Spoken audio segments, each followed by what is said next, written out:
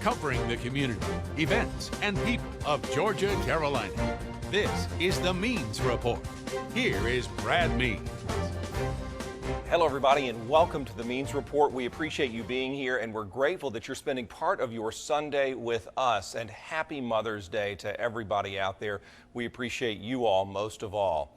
Boy, what a busy week it was, huh? Starting on Monday and not stopping really through today as we had the shootings on the campus of Paine College and in the nearby neighborhood, the investigation that ensued, an arrest, an update on the victim. Every night it seemed we were reporting something new coming out of Paine College, and we want to look back on the past few days and talk to a senior administrator at Paine College about the incident and about this busy weekend on campus at the 132-year-old university, a fixture in Augusta, Georgia, one of our gems, and they're graduating their students just about as we speak. And so we're going to get an update from Brandon Brown of Paine College about that.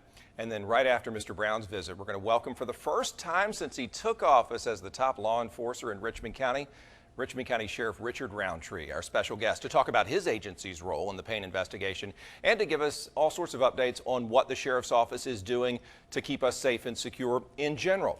But first, a timeline that breaks down just what happened. I mentioned on Sunday, a week ago today, is when we saw our first shooting report on the campus of Paine College, just after 4:45 last Sunday, all right?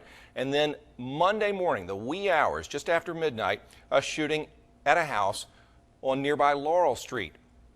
Same place, Laurel Street, just before lunchtime Monday, another shooting, and then the one that got everybody's attention about 1 o'clock Monday afternoon, the shooting on the campus of Paine College that left one man injured and eventually led to the arrest of a suspect. News Channel 6's Dion Guillory also covered those early events, and his story that ran earlier in the week will give you a better idea of those early moments.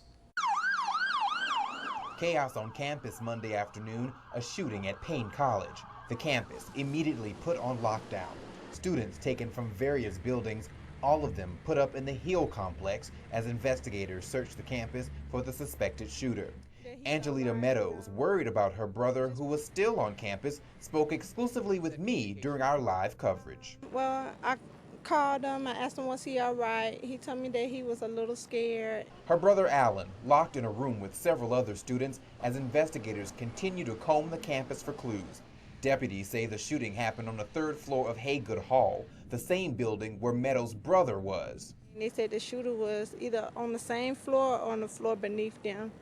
But other than that, you know, he was all right, but I done lost communication with him now. There, I done talked to him till his phone went dead. We're told the victim was shot in the head, then taken to Georgia Regents University Trauma Center.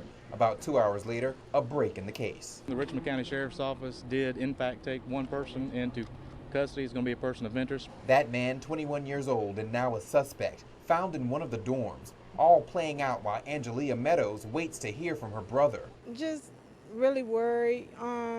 Just praying that he's all right, you know, just want him to come out. About an hour later, the reunion she prayed for.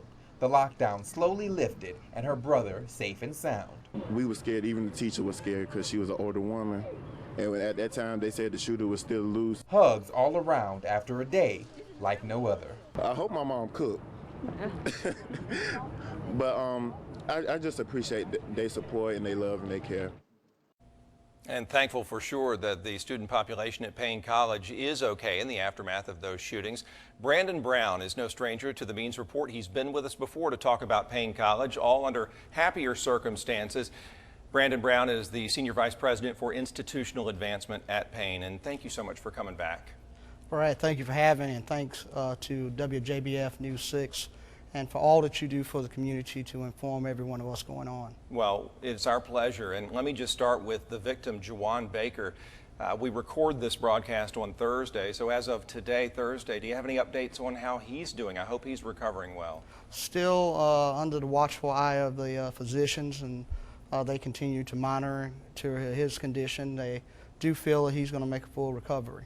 Let me ask you a question about the campus-wide security concerns in the wake of the shooting. When you first learned of this, and when your police department at Paine and the Sheriff's Office in Richmond County learned of this, what was the response as far as protecting the whole campus? Even though it just happened in one dorm, I'm guessing the place was probably blanketed. Absolutely. When it first started on that Sunday evening, we are again in a situation where we have emergency systems in place. Our E2 campus alert immediately went off, notifying students of what was happening. Is that via text? That's via text, phone calls, emails to students, and we have loud horns on campus that sound out to notify students that something's happening. So the response time was unbelievable by our police department. They were right there as soon as Richmond County responded and deemed Sunday evening a safe environment where was there. That was no active shooter. We immediately took in progress to bring additional Paine College officers on campus. So we beefed up our own internal police department that evening to have additional bodies on campus. A lot of people were wondering why the Richmond County Sheriff's Office didn't stick around. The Sheriff's Office indicated it's because Paine didn't ask him to. Because of those reinforcements, Brandon, did you think that y'all were going to be okay without the county's help? There was constant communication between the Sheriff's Office and Paine College. And the one thing that a lot of folks, I don't know if they're properly informed, there is a constant patrol with Richmond County around Paine College. Georgia-Regents University also has officers in close proximity to the campus. So we felt at that time, being the campus was released from the Sheriff's Department, being that we brought in additional officers that evening, we felt the campus environment was safe at that time. The information that's been trickling in all week has been, including information from the suspected shooter's father out of DeKalb County, Georgia, is that there's been this sort of I don't know the right word to use, tension, I guess, between local guys and Paine College guys, and eventually that led to this shooting. Your comments on any sort of tension going on, fighting between the locals, if you will, and the Paine students, are you noticing or have you picked up on any of that over the years? Well, one of the things that we always encourage our students to do is to be very practical in their engagement in the community, especially different areas that they go in. We oftentimes tell our students your purpose of being here at school is to get your education, to spend time in the library, to participate in student organizations. Students that sometimes go out and matriculate in certain areas of the community, we really don't advise students to do that. So it's very unfortunate with this engagement that in turn brought this escalation on campus.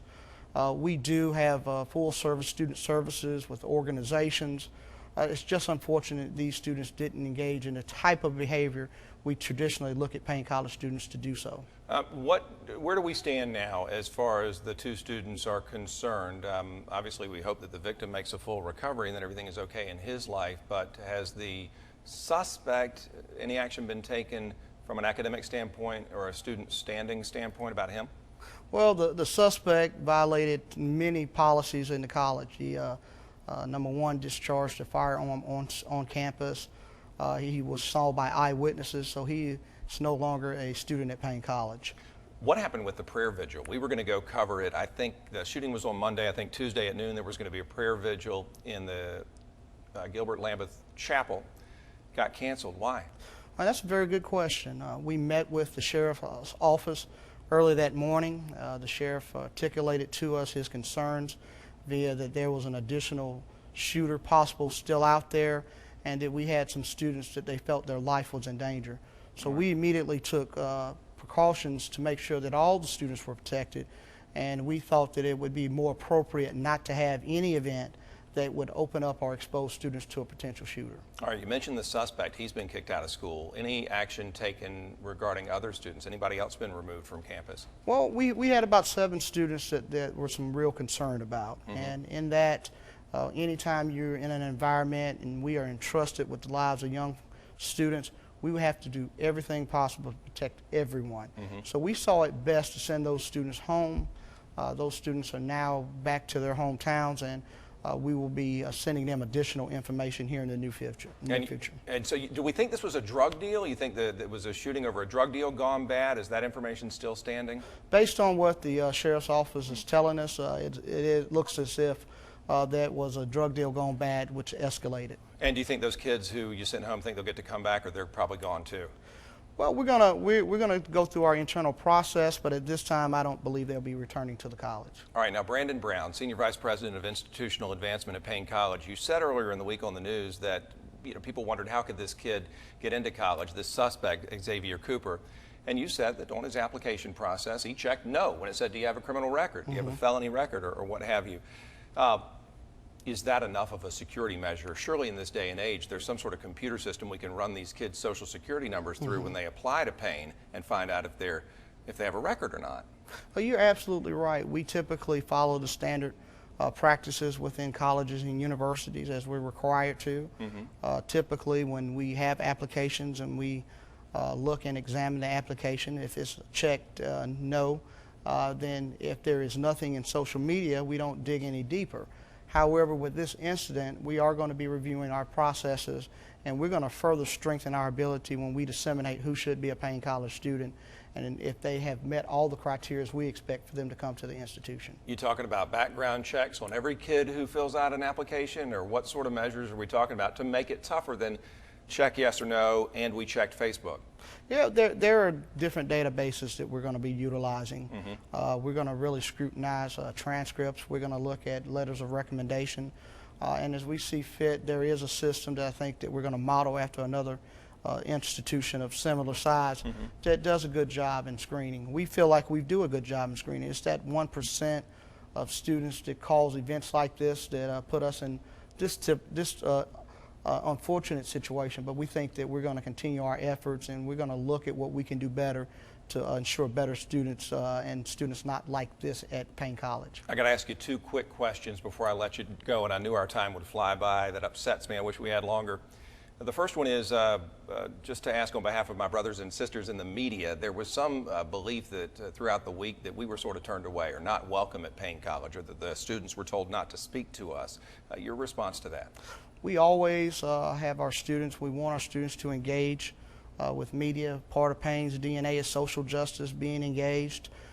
We welcome that. However, we also have a responsibility to making sure that the media is also safe.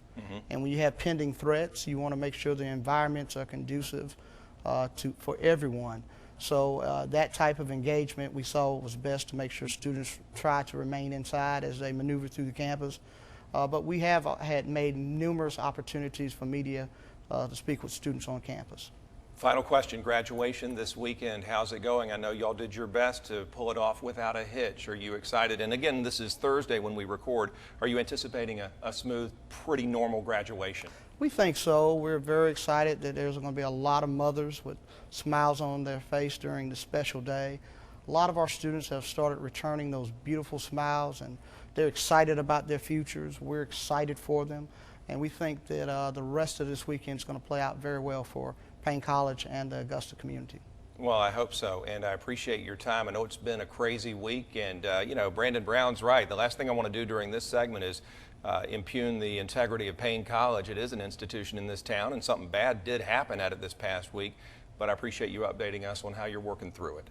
Thank you, Brad. Thank the WJBF family, and we would just ask that you continue to pray for the Paine community as we all work together hand in hand in unison.